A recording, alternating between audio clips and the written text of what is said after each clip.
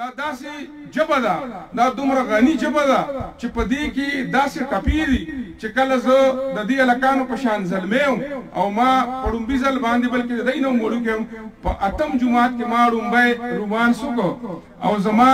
په 9م جومات کې زما کویدن وشوه، د خولې وینا وشوه، نو ما ته خپله محبوبه لاره کې ودرېده، په ټوټو یې لاس کېښود او ما ته دا ټپه وکړه چې زما د بنو جنګ یادېږي ستا د قسم یاره دوه کوهدونه. دا داسې شاعري ده په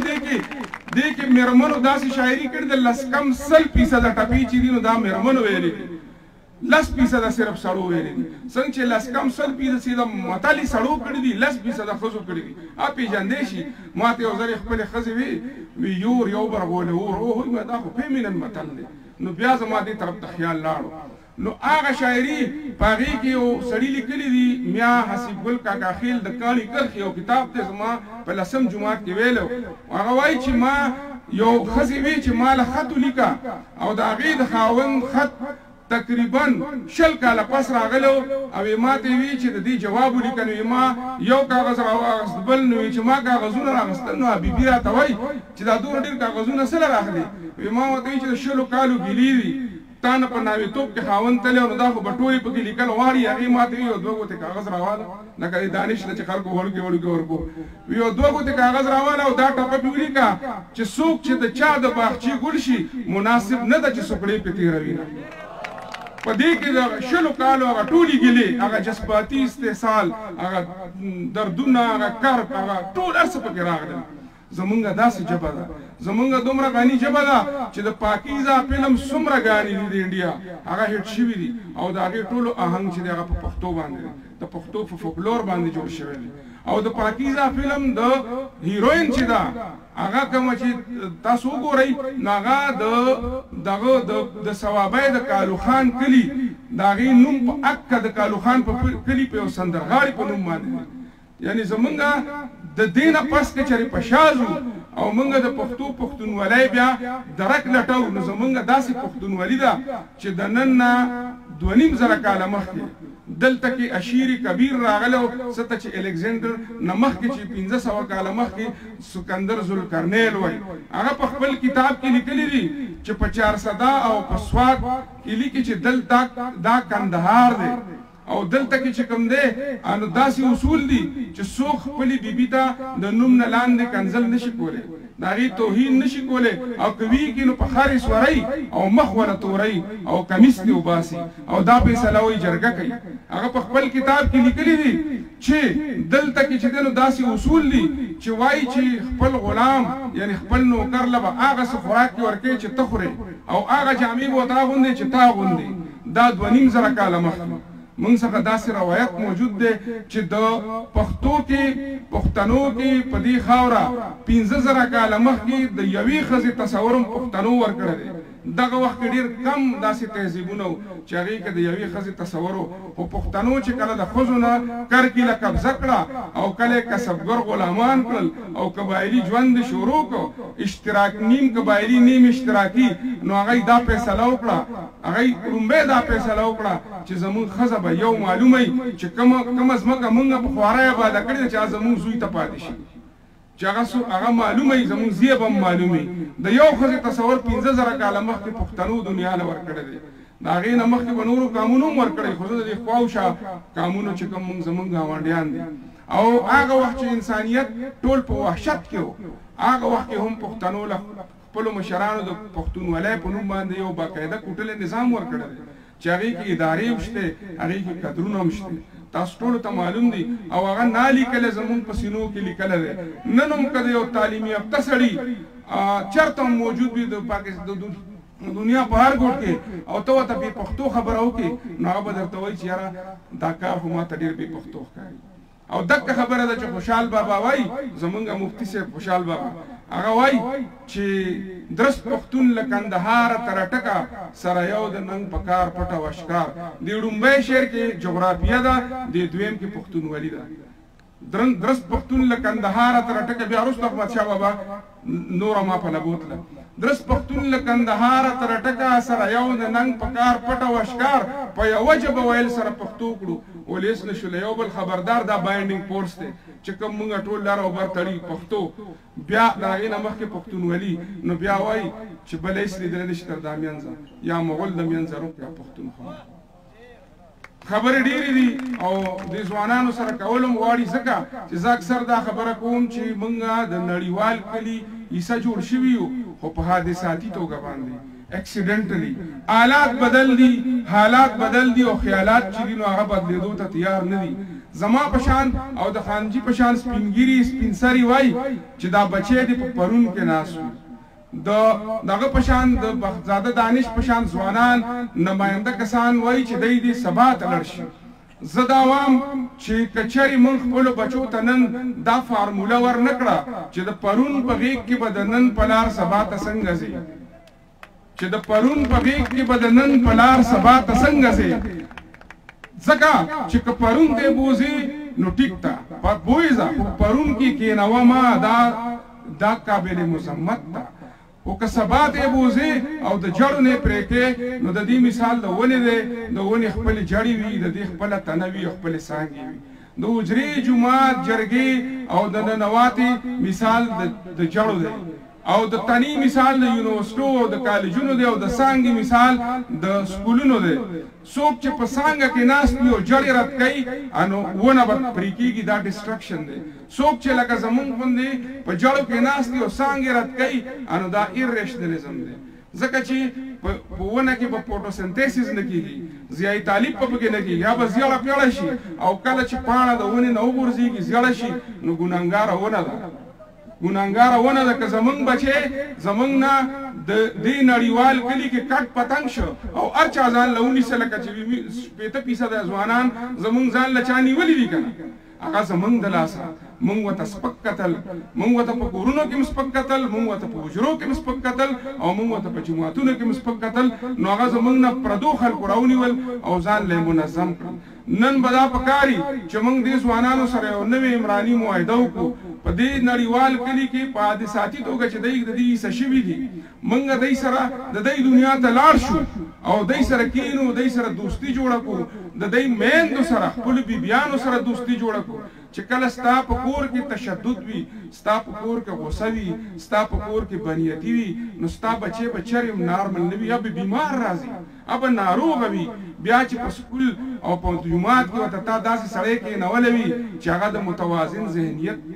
حامل نه وي هغه صحیح معنو کې عالم فاضل نه وي هغه په نفسیاتو نه پوهېږي نو رنځور بچی چې د هغه غېږ کې ورکړي نو هغه به یې درله دومره ووایي ملا بخش په سر داسې عمل وکړي چې هغه به بیا دغه ته به د کتو شان نه وي بل په کور کې په جاینټ فیملی سیستم کې بوته یو تر وایي چې تبلیغي جوړ شه بل تر بوته وایي چې زما په شان شاعر او سیکولر جوړ شه نیکه به وایي چې زما په شان پرونی جوړ شه او په سکول کې بوته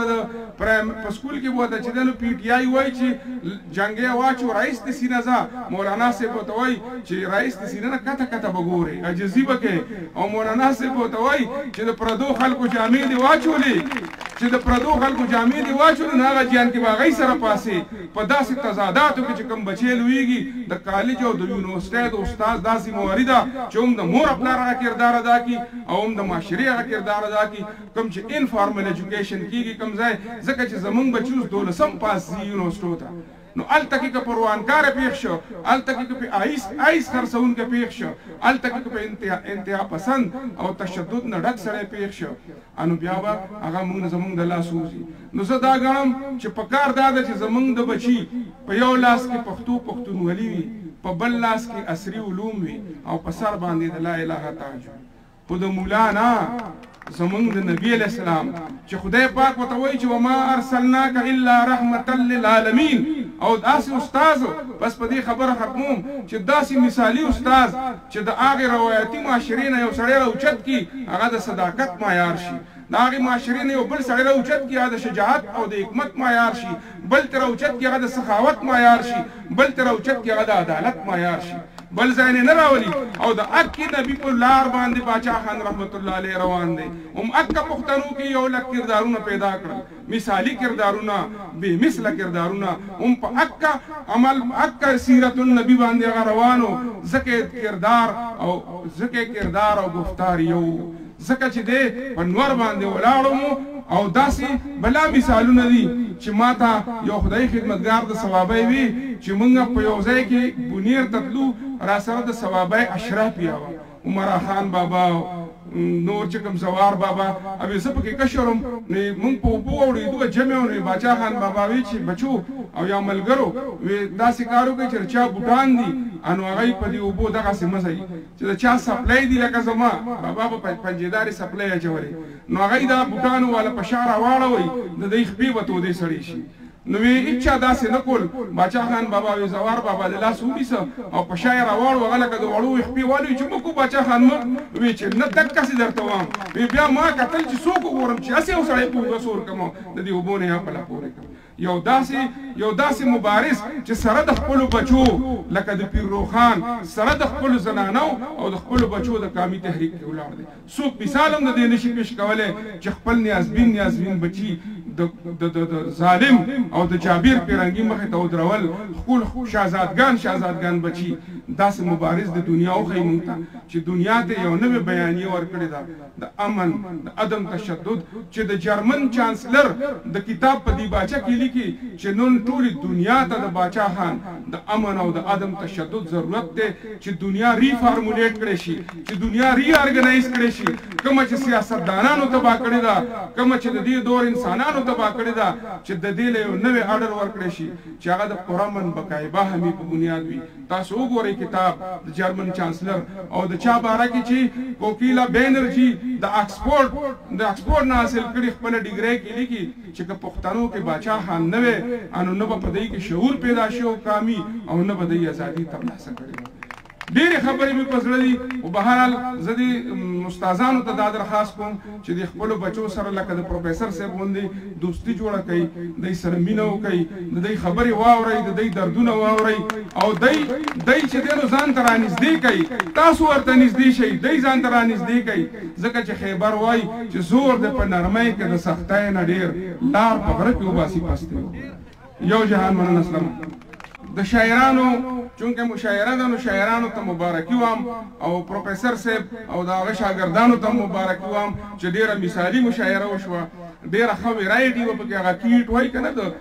دانش دی هغه بابا جان کیټ وایي چې ان د کیو اف میلونکلی د گاډس اف ګریف اینډ جای ډویل ساید بای ساید چې د افسردګۍ په غار کې د خوشحالۍ او د غم دیویانې یا خدای ګوټي شا په شا ولاړ وي نو د چا به د غم سندرې ویلي ځکه چې اور بل دی چا به د امید او د حرکت سندرې ویلي چې وتل به ترې غواړي او چا به لکه د مایوسۍ سندرې ویلي چې انساني کیفیات دې خامخا به راځي خو زه دې شاعرانو ته یو خبره کوم چې شاعري ګورې ګپ نه دی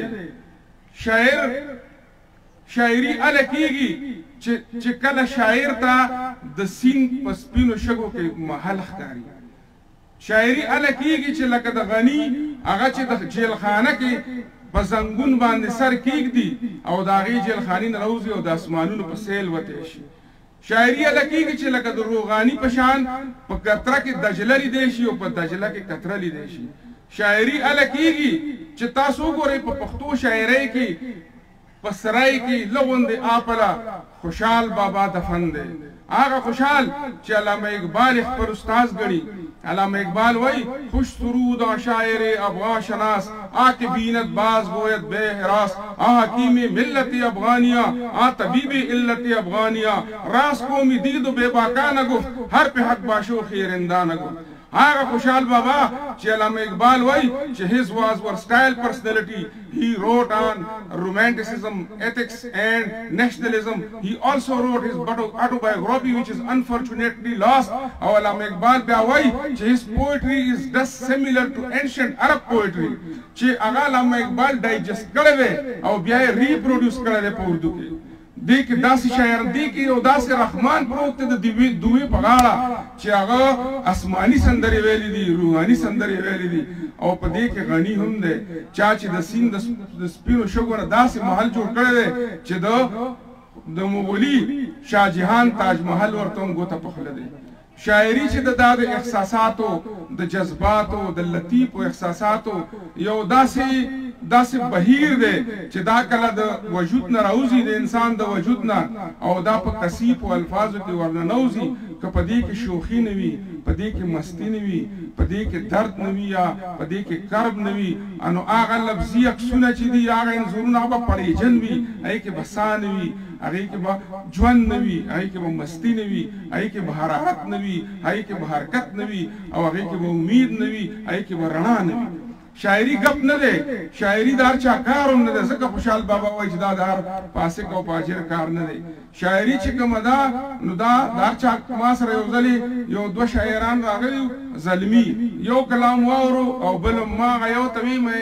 تاله بل څه لوبې موبې درځي بیا کرکټ کوم ته کرکټ کوه او هغه چې کوم شاعر نو هغه ته ویمه ستا دا کسي د شاعر دی ته شاعري کوه هغه شاعر چې کله هغه یو واقعي چې شاعر ثابت نشه او هغه بل بیا په ډېر ځوانۍ کې لکه د جانکیټ شهید شو خو هغه چې کوم دی نزار شاه منصوري هغه په ډېر ماشوموالي کې لکه د جانکیټ داسې شاعري کړې ده چې اوس هم هغه په هغې باندې امر دی